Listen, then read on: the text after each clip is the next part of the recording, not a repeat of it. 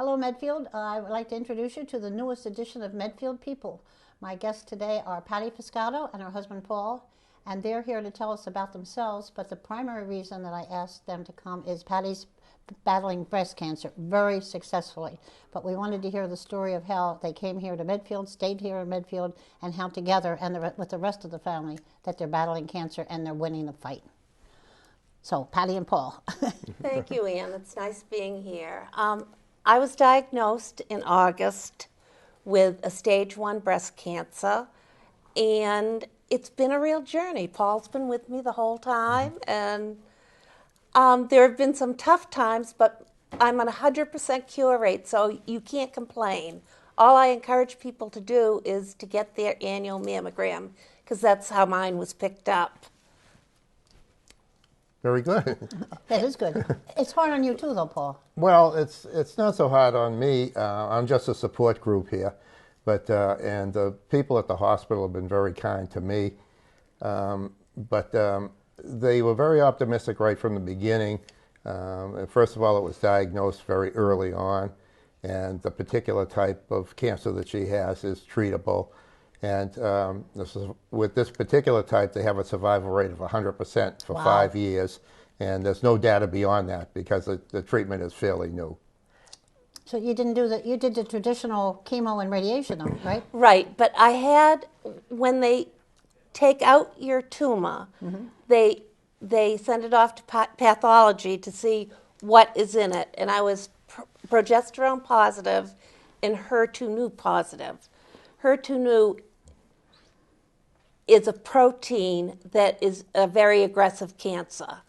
And in 1997, they came up with a cure for HER2/neu. So I can't do anything but smile. Can you spell that for me? It's HER, the number two, Number 2. and NU. MU. And the drug that they have is Herceptin for that. And I will get Herceptin IV for 1 year. And at the center, Roberta Lynch and Sue Bernstein were so helpful to me. I bet they were. Yeah, Sue had the same HER2/neu.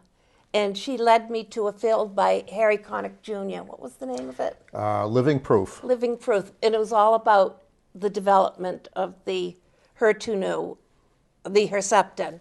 And the library has the movie, and I encourage anybody to get that. What's the movie called? What's the movie called? The movie is Living Proof. Living Proof. Okay. And it's a good movie.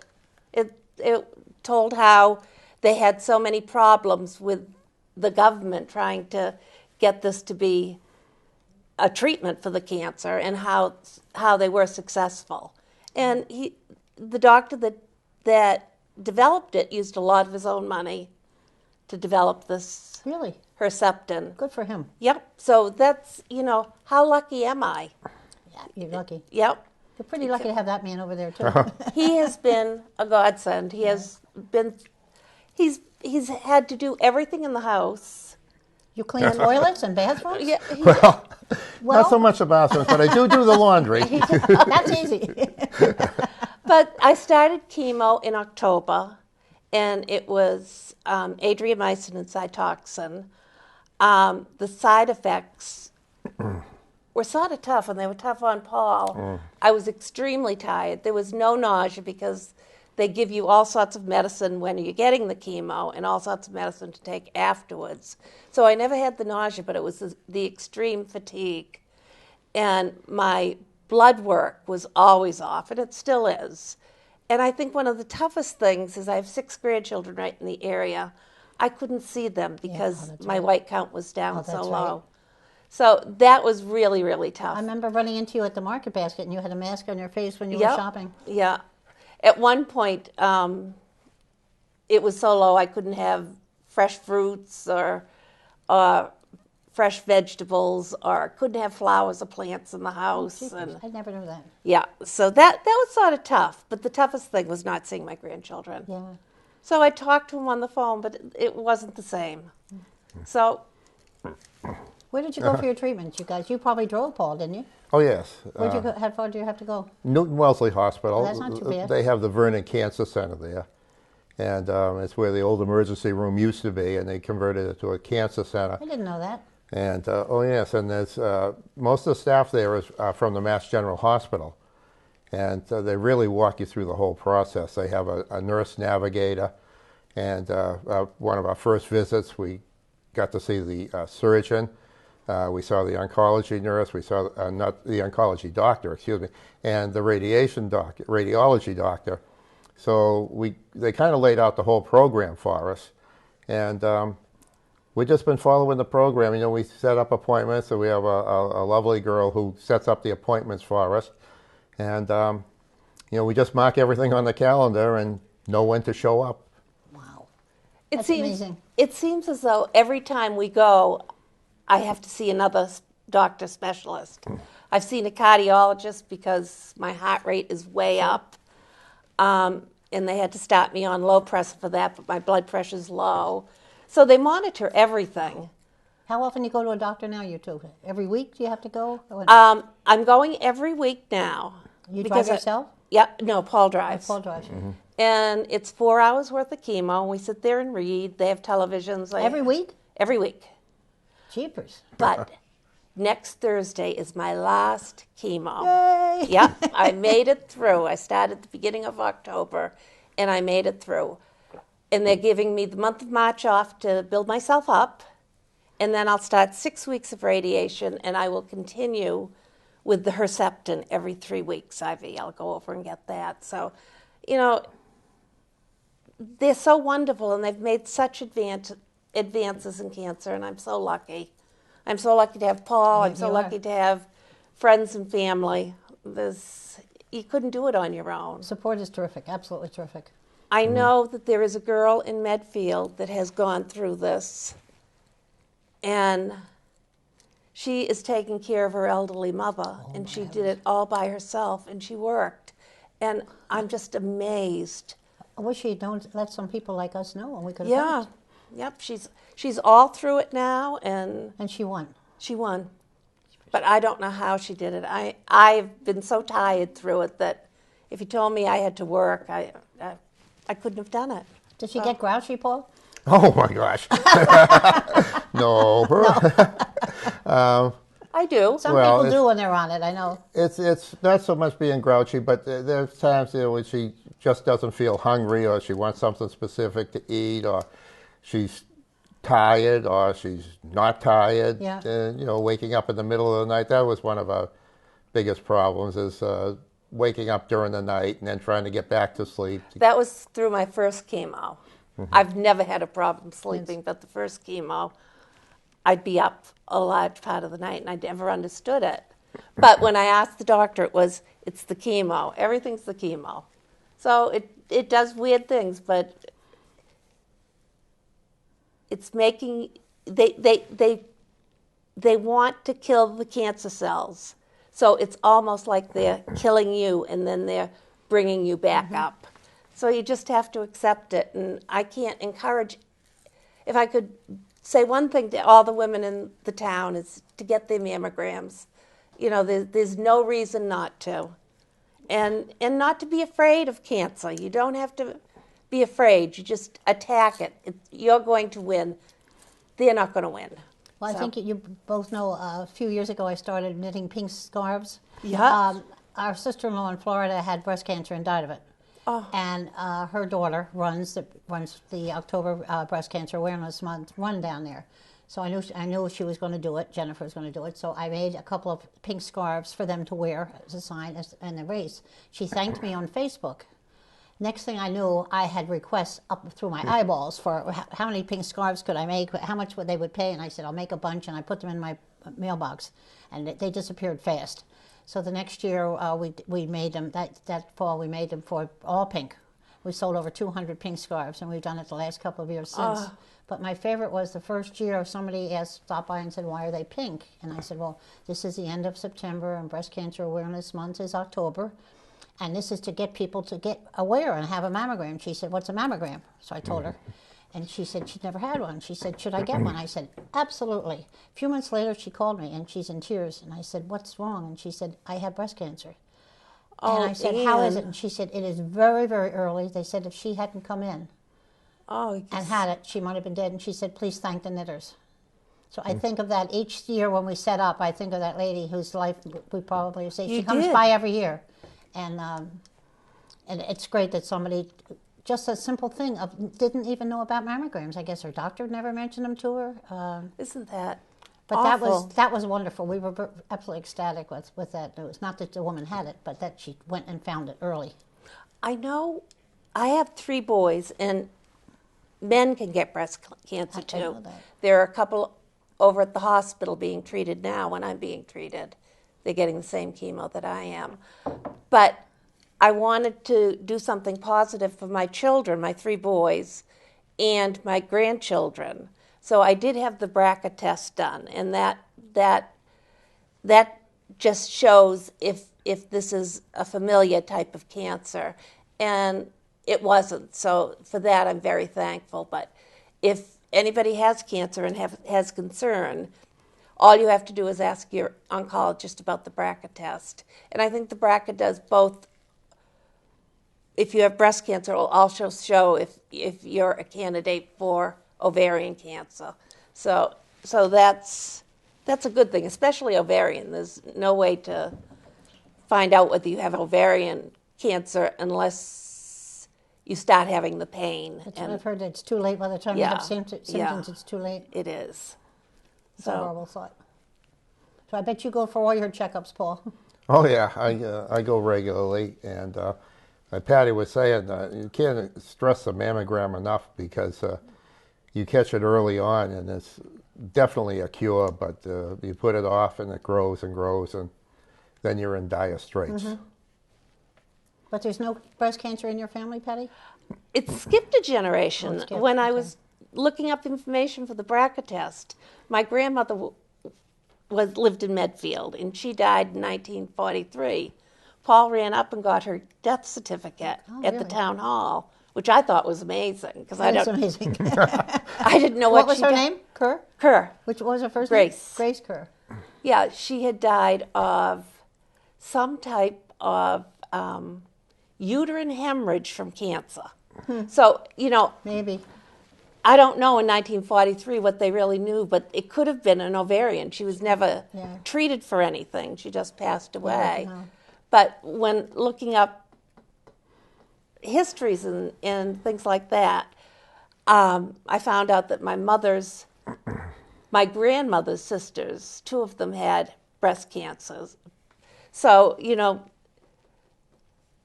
I never knew that. Yeah. So I just figure it skipped a generation, and I'm the first one of all my cousins or my immediate aunts that have had anything like this. No, it's scary when you think about it.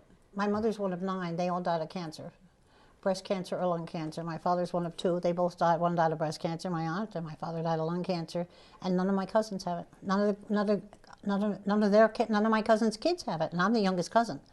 So some of my grandnieces and nephews are in their 40s, and they still don't have it. And they're trying to figure out. We were part of a study in Philadelphia at the University Hospital to find out what happened. Why did it stop? Why did it start? And why did it stop? Why didn't any of the future generations get it after all that? Isn't that weird? It is. Yeah. It is weird. I hope they come up with something. And we had to leave the study when we moved here. But I would like to think maybe they have found something. Well, they have. I hope so. They have found so much. I used to work, I'm a nurse, and I worked on oncology. I worked over at Pondville many, many years ago. It was an oncology hospital over in Norfolk. And young people, I remember they just came in and they died. There was no treatment. And now there is. So we're so lucky.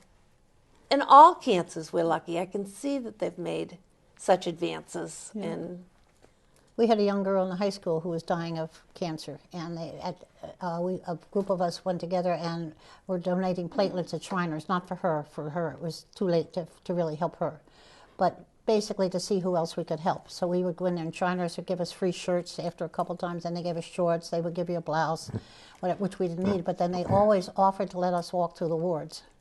I don't think one of us had the guts or the courage to walk through the wards. There's no way. I have 6 children and they're healthy, and I couldn't do it. Yeah. Yeah. I would have just broken down if I had walked out and see those kids. We were trying to help. I hope we did help somebody. We don't know, but I couldn't. I'm too much of a chicken. Sick children, it's hard to face. Sick anybody isn't good, but sick little kids to me is the worst. Well, I've always said if you live long enough, you're going to get something. Oh yeah, you will. Sure, you got to die of something. Yep. So I just figured it was my choice, but we just found out that my son's friends. My son is 37. Is this Jamie? Jim? It's David. Oh, David. Okay. One of his friends from high school, his wife has breast cancer. And that's young. That is young. She had a double mastectomy, and she's just been given the option of chemo or pills or whatever, but that's too young. It is too young. She has a few little kids running around. It's just too young. My friend Pauline Goucher, one time at Bridge, we were talking about ways to die, and she said, I've got the perfect way. And we said, what's that? And she said, I'm going to be found dead in bed with Paul Newman. And we loved it. We loved it. So then when Paul died, I called Pauline. What are you going to do now? And said, okay, kid, now what? And she said, Ann, don't worry. She said, I have a picture of Brad Pitt on my refrigerator. I'm all set. But it was kind of fun. Yeah. So how did you guys end up here in Medfield? You pretty much grew up here. I grew up in Medfield. My dad grew up in Medfield. And I know who your dad was, but I don't know if the people at home know who your dad was. My dad was Earl Kerr. Okay. And he grew up, he always said the Park Street was the nicest street in Medfield. Not Park Street, Miller Street. I was going to say. Miller Street. And I think I agree with him. What number Miller were you? Do you know where Carol Clarity lives? Probably not. Down toward the end. Okay. That was my his family's home. Okay. And he grew up here, and his father was a plumber. There was an electrician on the street. There was Joe Roberts.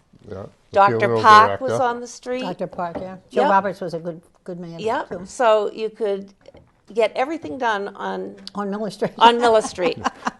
So that's what he always said. That's kind of fun. And you had a famous brother also. Yes, my brother was Ronnie Kerr. He died 10 years ago. It'll be 11 years in October. I remember seeing him a few weeks before he died. He was a strong person.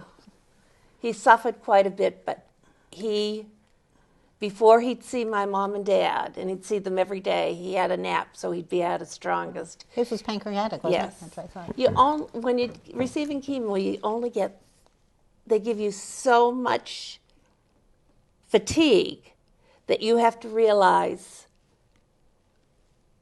when your strength is over for the day, it's over. Don't try to push yourself. So, and that's what my brother did. He always rested, and my mom and dad didn't know that he was dying, which was it was sad. You know, they didn't know until a couple of days before. But they couldn't do anything about it? They couldn't do anything about it. So it was good that he did it that way. So they didn't have to suffer for a long period of time. But miss him every day. Oh, I bet you do. Yep. No, I knew him for a long time, probably before I knew you. Yeah. I can't remember. You look back, and when did I first meet these crazy people? Maybe you from the jogging group, the Fitness Association, Yes. Paul, maybe? That probably was it, yeah. Which is still going on. Oh, we still got a few left, yeah. I still have a few Not so left. much jogging anymore, but we try to get together and do a little bit of exercise and solve most of the town problems while we're having coffee.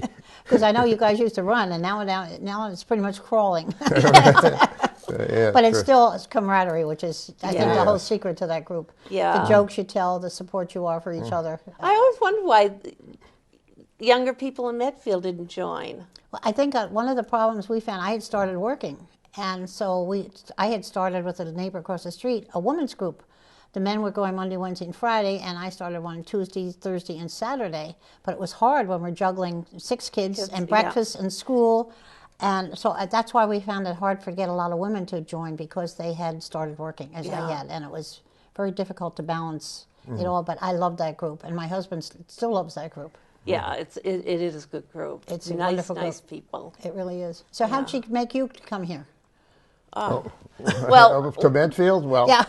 I grew up in Dorchester, actually, and I joined the Air Force and ended up getting stationed out at Otis.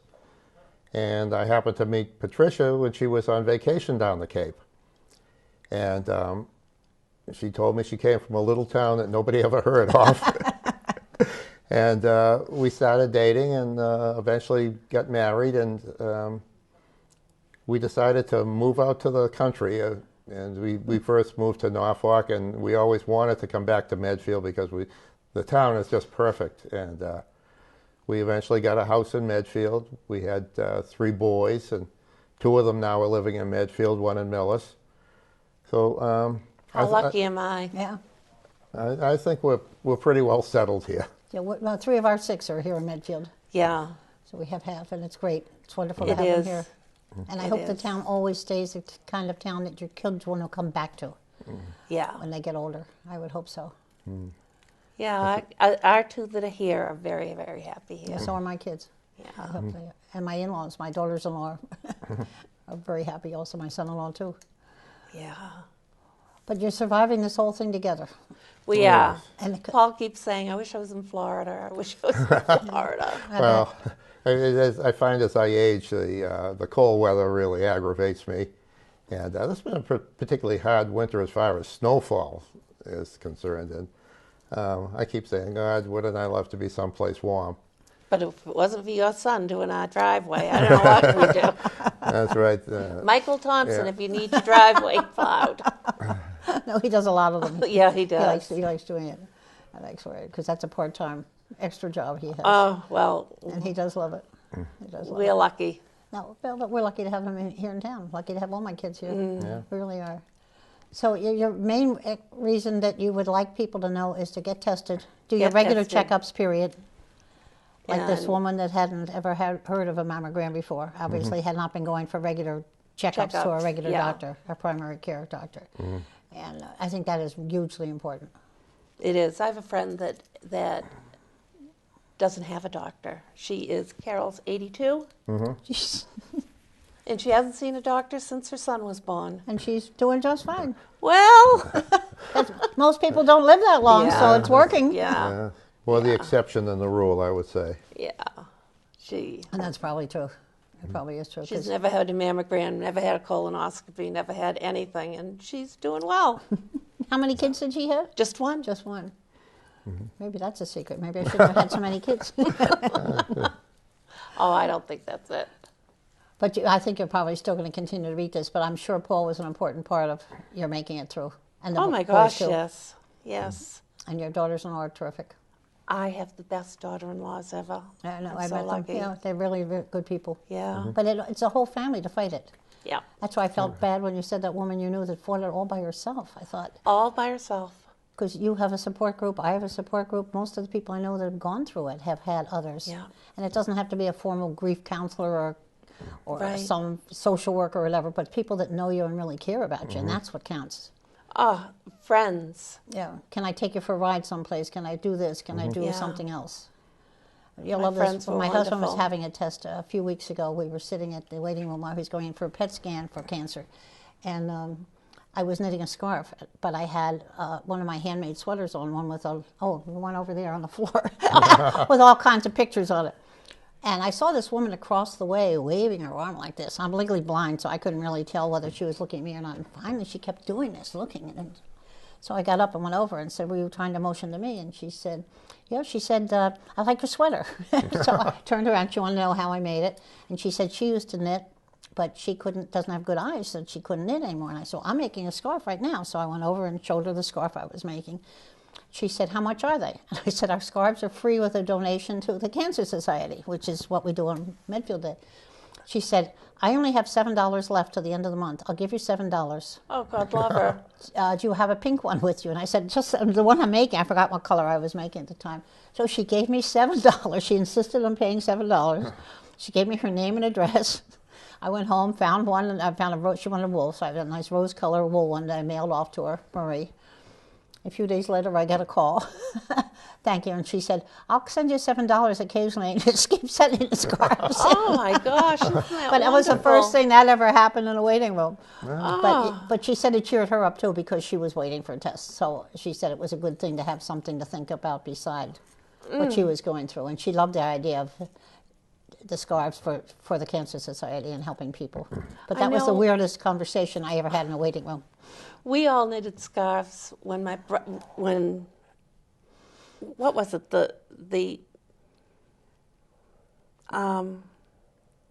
what was the name of it was the Cancer Society. We walk all night. Oh, yeah, the Relay for Life. Relay Relay, for Life. that's right. Oh, excuse me. We had knitted purple scarves and sold those during Relay for Life. Isn't it great? Yeah. It's Yeah. great. So we all do what we can. That's it. But You have education, to. I think, has got to be a huge part, and the positive outlook that you have, and people like you, because I've it takes that. never ever worried about it at all. I'm a cure. And you don't So- worry about it either anymore, right? No, we're very optimistic. It's just something we have to go 100% through. 5 years, so Long may it continue. it will. Well, Patty and Paul, I can't thank you enough for coming and taking the time to come today. And you said you're going to need 5 years clearance before you're Correct. sure. So will you come back in 5 years? I will definitely come back. You promise you'll be here Definitely too. be our pleasure. And I hope I'm here too. You to do it. definitely will. Okay, well, thank you so much for coming. Thank you for having us. And everybody out there, thank you for watching Medfield People, and thanks to Medfield TV.